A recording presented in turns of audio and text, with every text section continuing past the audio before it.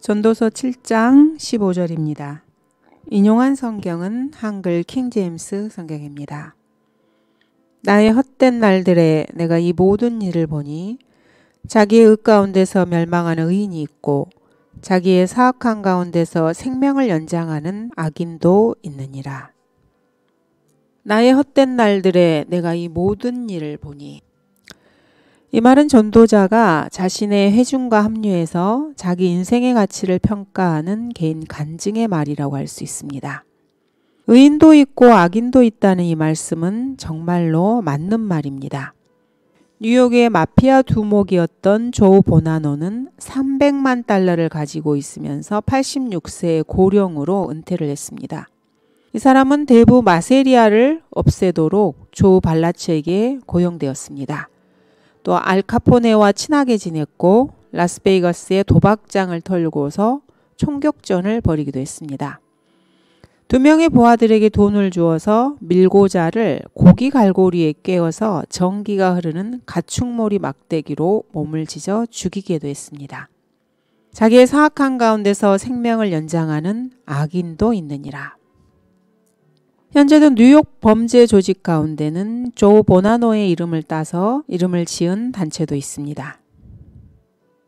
코미디언인 조지 번즈는 욕도 잘하고 담배도 잘 피웠는데 90세가 되어서도 여전히 활동을 했습니다. 조지 버나드 쇼는 무신론자요, 성경을 조롱했던 인물이었지만 95세까지도 건강했습니다.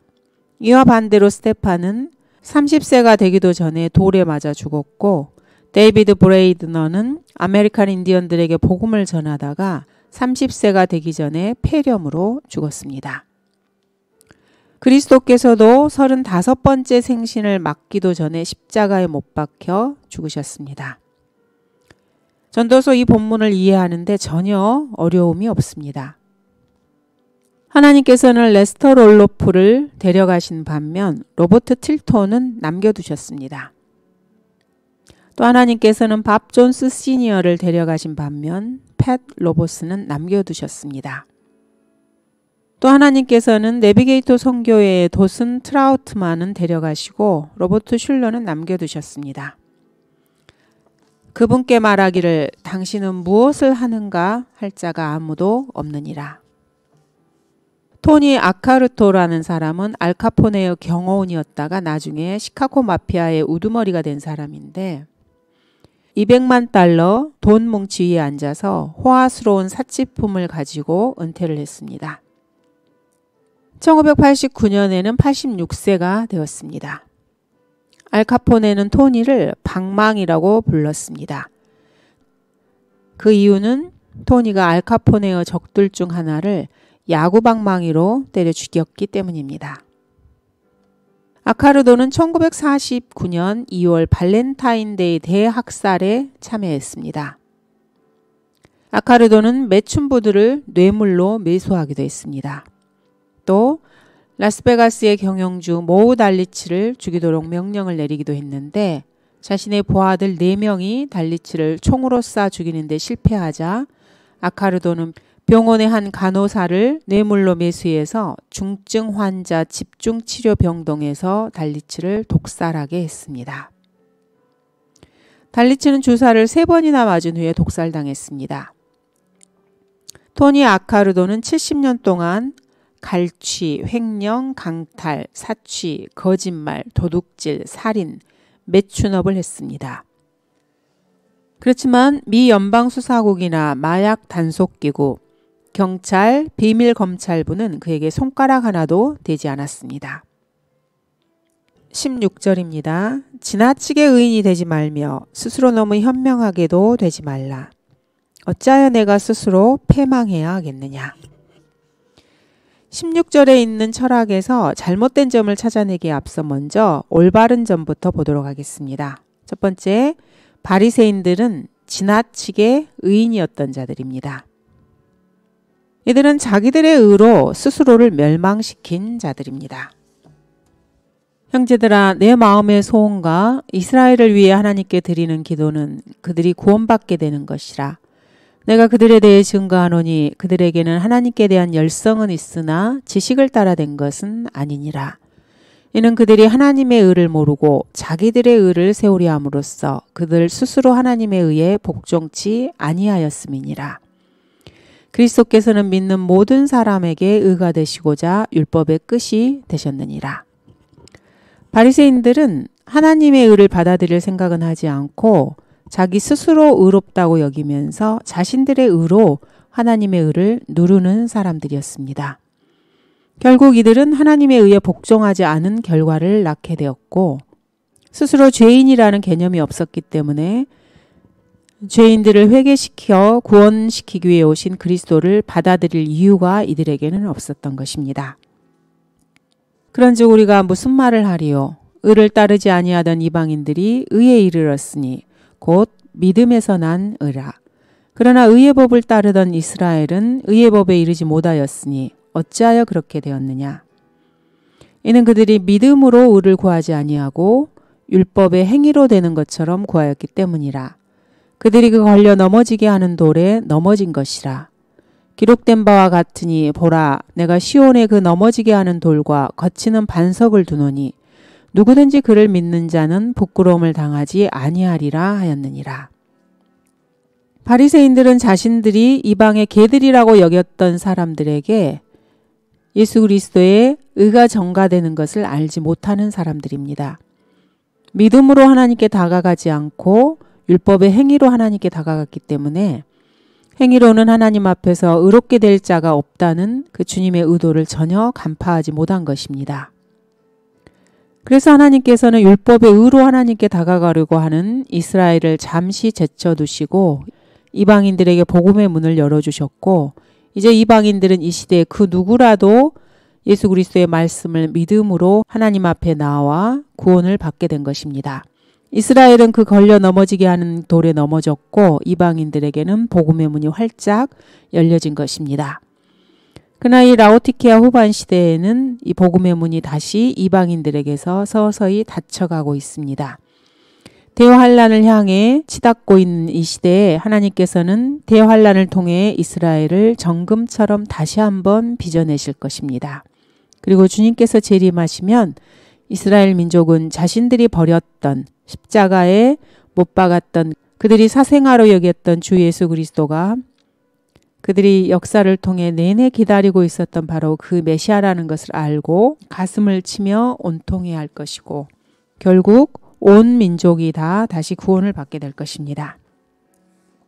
두 번째로 로마의 의는 자기 몸을 채찍질하고 굵은 배 속옷을 입고 말 그대로 나무 십자가를 만들어서 치고 무릎에 피가 날 때까지 맨 무릎으로 기며 돌아다니는 것으로 그 의를 보입니다. 하지만 그렇게 하는 사람들은 모두가 다 멸망하게 될 것입니다. 아무리 가혹한 수도 생활을 한다 해도 그런 사람은 결코 구원받을 수 없습니다. 이것은 로마 카톨릭이나 불교에 수도하는 중들이나 힌두교의 구루들이나 모두가 다 마찬가지입니다. 자기 스스로를 너무나 의롭게 여겨서 자신의 생각 말고는 다른 그 누구의 의견도 참고 들어줄 수 없는 사람이라면은 그 자체가 바로 엄청난 문제인 것입니다. 이런 사람은 너무도 큰 죄인이며 이들은 자신도 모르지만 하나님 앞에서 늘 죄를 짓는 자들입니다.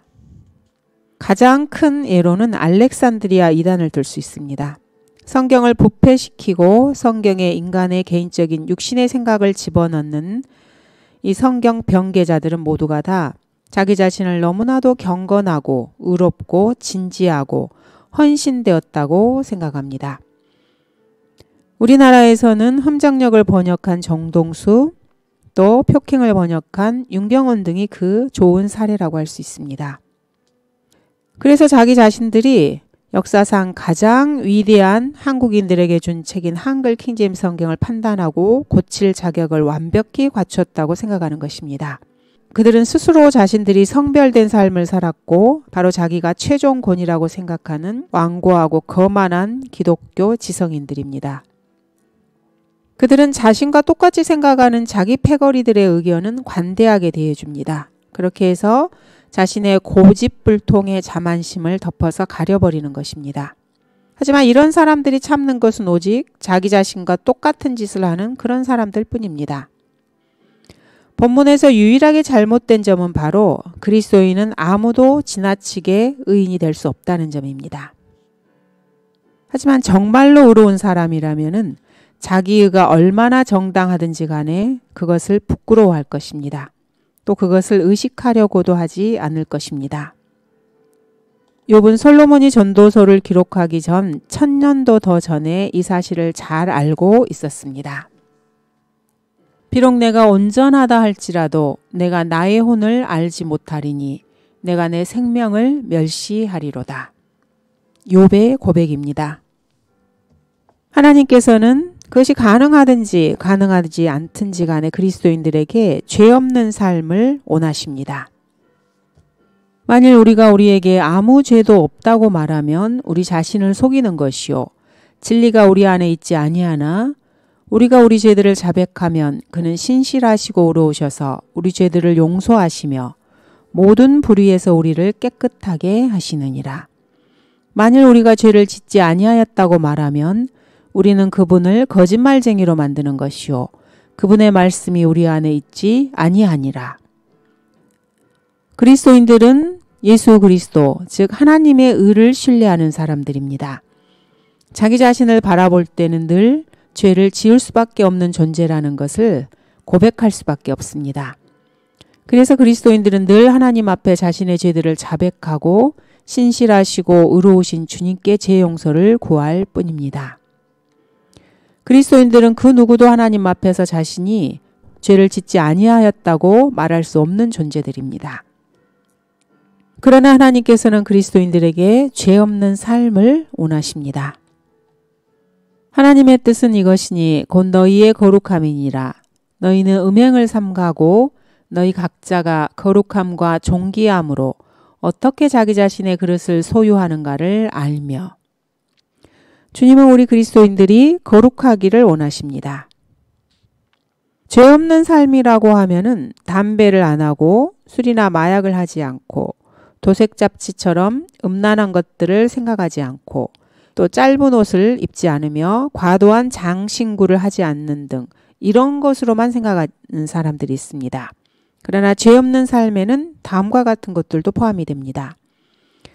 첫 번째는 지속적으로 기도하는 마음, 두 번째 원수들을 용서하는 마음, 험담하고 비방하는 데서 입을 조심하고 지키는 것, 자기 자신을 생각하지 않고 하나님의 임재를 깊이 의식하는 것, 갖가지 슬픔과 고통을 겪는 사람을 깊이 동정하는 것, 형제가 승리나 축복을 얻을 때 자신은 얻지 못했어도 함께 기뻐해 주는 것, 돈을 쓸 때 무엇을 살지, 어디로 사러 갈지, 얼마나 많이 쓸지 항상 생각하고 하나님께 묻고 쓰는 것, 11조 외에도 기꺼이 하나님 앞에 드리기, 가족이 있을 경우에는 가족을 부양하는 것, 목자가 있으면은 목자를 위해서 기도하는 것, 친구들, 친척들, 정부 관료들, 예수 그리스도의 대적들 앞에서 공개적으로 담대하게 주 예수 그리스도를 선포하는 것, 약속을 어기지 않는 것,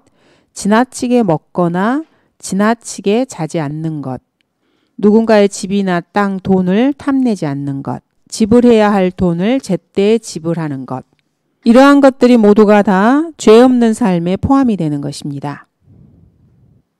바울이 신약에서 말한 의에 대해서 이야기하자면은 우리 그리스도인들이 뭔가 더 생각할 거리가 있을 것입니다. 착복하지 말며 온전히 선한 충성을 보이게 하라. 이는 그들이 매사에 우리 구주 하나님의 교리를 돋보이게 하려 함이니라. 오직 경건함을 고백하는 여자들에게 어울리는 선행으로 단장하기를 바라노라. 선한 행실에 대한 좋은 평판이 있어야 하리니 곧 자녀를 양육하였거나 나그네들을 유숙하게 해주었거나 성도들의 발을 씻겼거나 고난에 처한 사람들을 구제하였거나 모든 선한 일을 열심히 조차 행한 사람이라야 되리라. 자신들을 위하여 오는 때를 대비한 좋은 기초를 쌓도록 하라. 이는 영원한 생명을 붙들기 위함이라. 이는 하나님의 사람이 온전하게 되며 모든 선한 일에 철저히 구비되게 하려 함이니라. 이러한 것들이 모두가 다 죄짓지 않는 삶에 포함이 되는 것입니다. 하나님의 주권적 은혜 아래서 하나님의 은혜의 경륜 가운데 바울서신에서 담겨진 것들은 돌판에 기록된 십계명보다 훨씬 더 많은 행위들을 담고 있습니다. 보통 현대에 다른 사람들에 비해 자신이 훨씬 더 성별되었다고 하는 기독교 근본주의자라는 것들은 모두가 다 자신들이 만든 회의에서 통과된 일련의 규칙들과 규정들을 지키면은 경건한 그리스도인이라고 착각하고 있습니다. 즉 손대지 말라, 맛보지 말라, 만지지 말라 하는 것이니 이러한 규정들을 자기 스스로 만들어서 뭔가를 하지 않고 자신들이 제시한 뭔가를 한 사람들을 경건하다고 쳐주는 것입니다. 이것은 거의 의지숭배나 마찬가지입니다. 자신들이 이해를 못한다고 해서 히브리어 본문을 여러 곳에서 고치고 성경대로 믿는 그리스도인들을 러크만파라고 부르고 권위의 문제를 일으켜 지역교회를 쪼개놓고 어떤 학교의 학자들로 교회 강단을 좌지우지하게 만드는, 그러면서 스스로 성별되었다고 생각하는 근본주의자들은 거의가 다 유다 이스카리온만큼의 의롭고 성별된 사람들입니다. 때가 되기 전에 죽은 악인들의 애로는 시므이, 엘과 오난, 시스라 등이 있습니다. 그리하여 왕이 여호야다의 아들 브나야에게 명하여 나가서 그를 치게 하니 그가 죽으니라. 이에 왕국이 솔로몬의 손에서 견고해지더라. 이렇게 해서 다윗을 저주하였던 시므이는 솔로몬의 손에 죽게 됩니다. 창세기 38장에서도 엘과 오난은 자신들의 악함으로 인해서 하나님께 죽임을 당하게 됩니다. 웃사 역시 자신의 방식대로 하나님을 섬기려다가 죽음을 당하기도 했습니다. 그들이 나곤의 타작마당에 이르렀을 때 웃사가 하나님의 궤에 손을 내밀어 붙잡았으니 이는 소들로 인하여 궤가 흔들림이더라. 하나님의 궤는 아무나 손을 댈 수 있는 것이 아닙니다. 하나님께서 지정하신 레위인들이 하나님께서 지정하신 방식대로 옮겨야 하는 것입니다. 본문 17절은 세상에서도 그 많은 애가 있습니다. 빈센트 두루치라는 사람은 1800년도에서 1927년도까지 살았던 사람인데 북부 시카고 범죄 집단의 청부 살인자였습니다. 알카포네는 두루치를 죽이기 위해 다른 청부 살인자들을 2번 보냈지만 두루치는 2번 다 그들을 먼저 쏴버렸습니다. 그렇지만 그는 결국 35살이 되기 전에 사살당했습니다. 32살 때 그는 무기 소지로 체포되었고 투박스런한 젊은 경관의 감시로 경찰차 뒷좌석에 타고서 경찰서 유치장으로 끌려갔습니다. 경찰서로 가는 도중에 성미가 급한 두루치는 그 경관에게 욕설과 저질스런 말들을 해댔습니다. 그러자 경관은 두루치의 옆구리에 장전된 권총을 콱 틀어박으며 입을 닥치라고 조용하게 말했습니다. 그렇지만 그 바보는 계속해서 짓거려댔고 경관은 계속 총을 들이대고 있다가 끝내는 안전장치를 풀면서 나지막하게 입 닥쳐 라고 말했습니다. 그때 두루치는 경관의 얼굴을 힘껏 쳐 날렸고 경관이 쥐고 있는 권총을 빼앗으려 했습니다.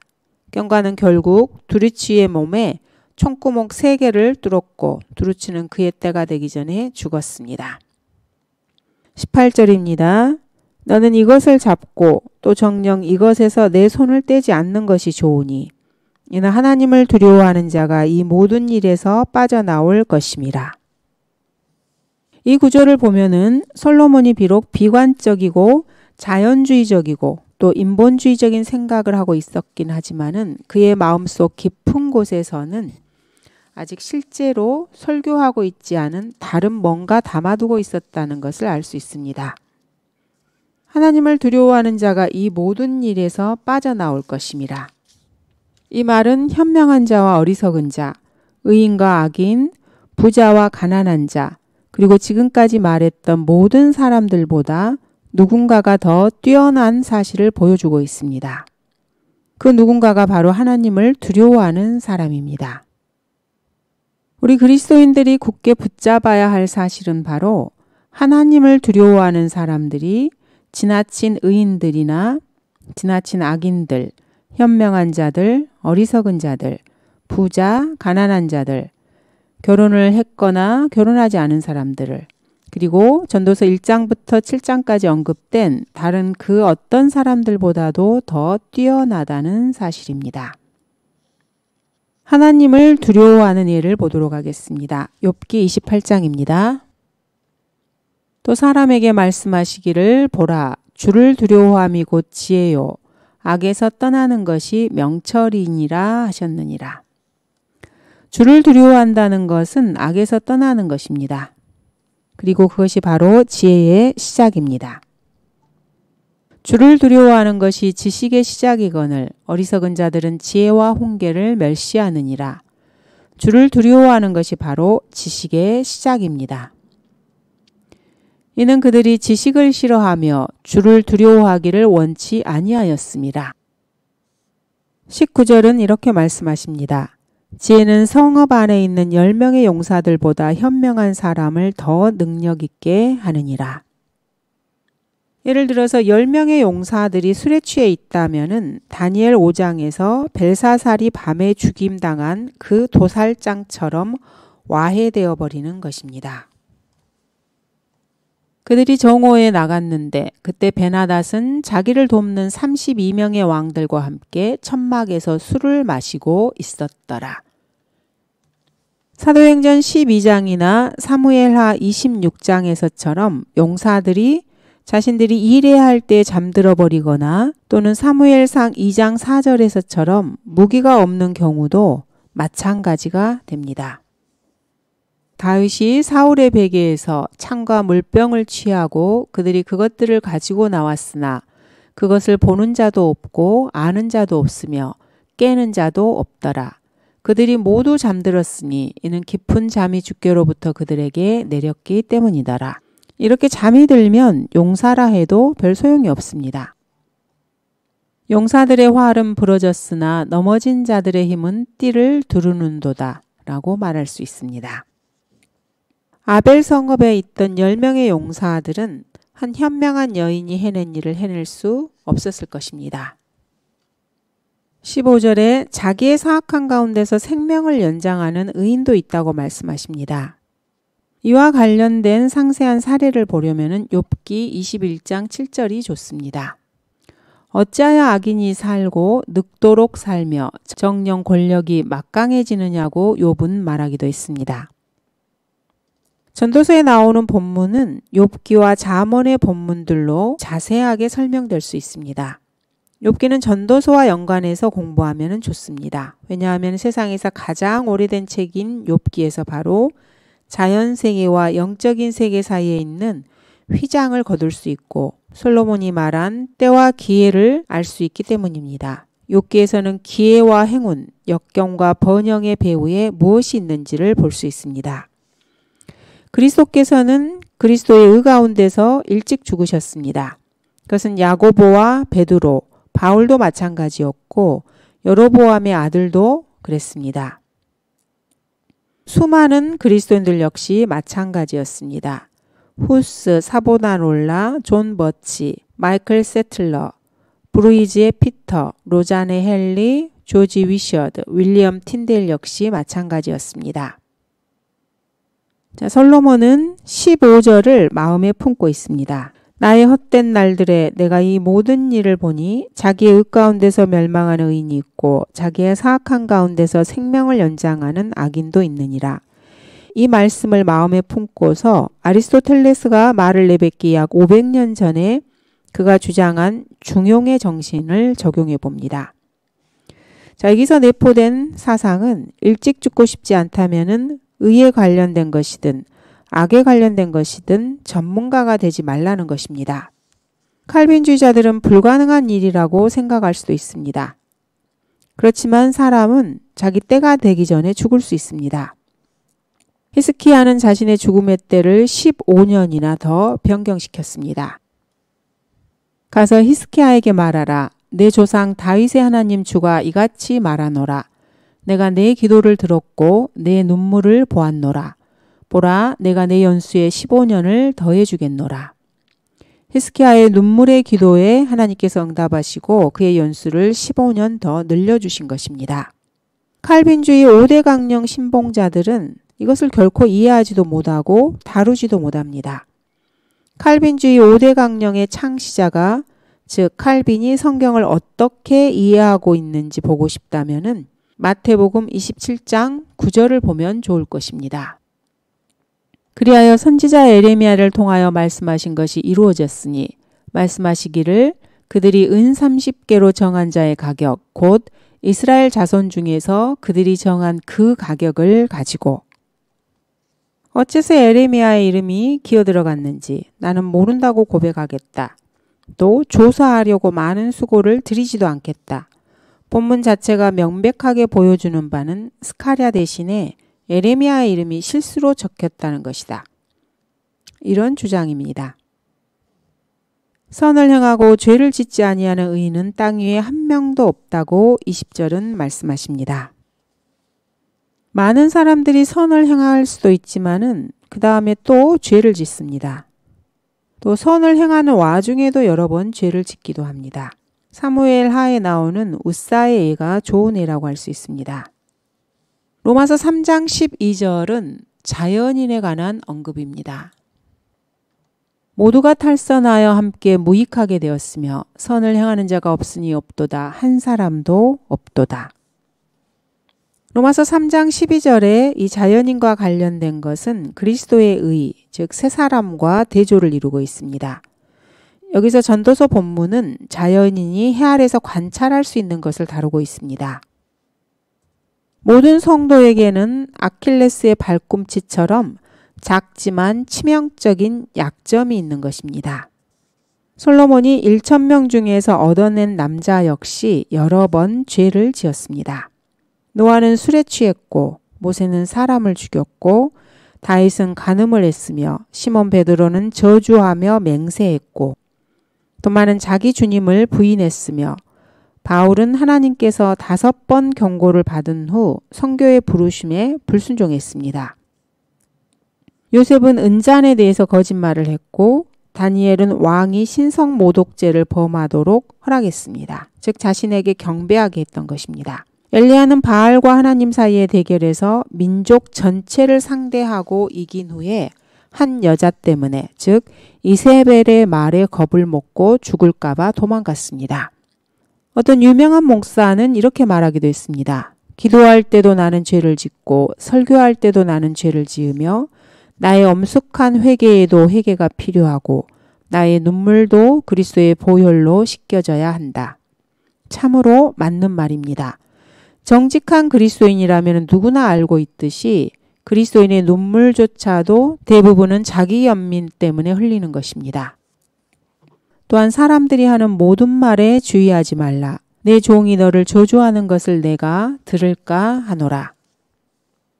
우리에게는 우리 원수들이 저지르는 것과 똑같은 죄들이 있다는 것을 알아야 합니다. 그러므로 사람들에게 지나치게 가까이 접근해서 조사하려고 애쓸 필요 없습니다. 엿듣는 와중에 여러분이 전에 누군가를 두고 말했던 것과 똑같은 말을 여러분도 듣게 될 것이기 때문입니다. 잠언 30장 10절에서 이 주제와 관련된 내용을 볼 수 있습니다. 너는 종을 그의 주인에게 비방하지 말라. 그가 너를 저주하며 너의 죄가 드러날까 함이라. 미 연방수사국과 마약 단속기구 감시반이 광범위하게 사용하는 최신 발명품이 바로 도청장치입니다. 바비 케네디가 법무부 장관이 되기 전까지는 이것이 불법이었습니다. 그러나 이제 미국에서는 사생활 침해라는 말이 농담거리가 되어버렸습니다. 법을 집행하는 기관들에서는 마약 매매에 연루된 범죄 조직들을 체포하기 위해서 경찰의 감시만으로는 더 이상 제대로 일을 수행하지 못할 것이라는 사실을 간파하고 사람들의 대화를 도청하게 되었습니다. 그런데 참으로 이상한 것은 도청하는 자들이 아무리 많은 무수한 시간 동안 이런 대화 속의 모든 빈말들을 귀 기울여 듣고서도 여전히 사람이 말하는 어떠한 빈말이라도 심판날에는 그에 관하여 설명하게 되리라고 전혀 믿지 않는다는 것입니다. 오늘날에도 사람들은 인간이 하나님보다 더 똑똑하다고 생각합니다. 자기들은 대화를 기록해둘 수 있지만 하나님은 인간의 모든 대화를 기록해둘 수 없다고 생각하는 것 같습니다. 마피아 대부인 파울 코스텔라노는 협박 혐의로 체포되기 전에 무려 70시간이 넘는 사적인 대화가 도청당해서 테이프에 녹음되기도 했습니다. 미 연방수사국은 그가 먹고 자는 습관, 그가 자기 집 가정부와 저지른 일, 그가 여러 동업자들과 했던 비밀 거래, 나이트클럽 소유주들을 협박하여 고리대금을 하는데 투입했던 조직 체계를 알고 있었습니다. 대학과 기독대학의 문 닫힌 방 안에서 사람들이 하는 모든 말들 역시 그리스도의 심판석에서 드러나도록 감시 테이프에 저장되어 있습니다. 헐리우드의 가장 불결한 매춘부들 중 하나가 죽기 직전에 그녀는 미키 코헨의 부하들에게 도청당했습니다. 그 테이프들에 무슨 일이 벌어졌는지는 아직까지도 공개되지 않고 있습니다. 마릴린이 자살하기 전 12시간도 채 안 되어서 케네디가 그녀의 아파트에서 마릴린과 말싸움하는 것이 녹음되었고 그가 그 집을 부수며 어딨어 어딨냐고 하면서 고함치는 소리가 들렸습니다. 그는 자기가 그곳 로스앤젤레스에는 있지도 않았다고 그런데 거짓말을 했습니다. 그 잃어버린 테이프들에서는 침실에서의 몇몇 대화가 담겨 있었고 군데군데의 미사일 위기, 대통령이 카스트로에게 주문한 살인사건, 시카고 마피아 두목의 여자친구와 대통령 간의 정사 이런 비밀 정보들이 들어있었습니다. 존 케네디는 마릴리 먼로와 불의의 관계를 갖고 있었던 것입니다. 같은 때에 미 중앙정보국은 마릴린을 시켜 인도네시아 수카르테 대통령과 관계를 맺게 하여 그와 타협하려 하고 있었습니다. 마릴린의 자살에 관해서는 서로 모순된 4가지의 소문이 돌고 있습니다. 미래의 어느 날 모든 테이프들은 다시 재생되게 될 것입니다.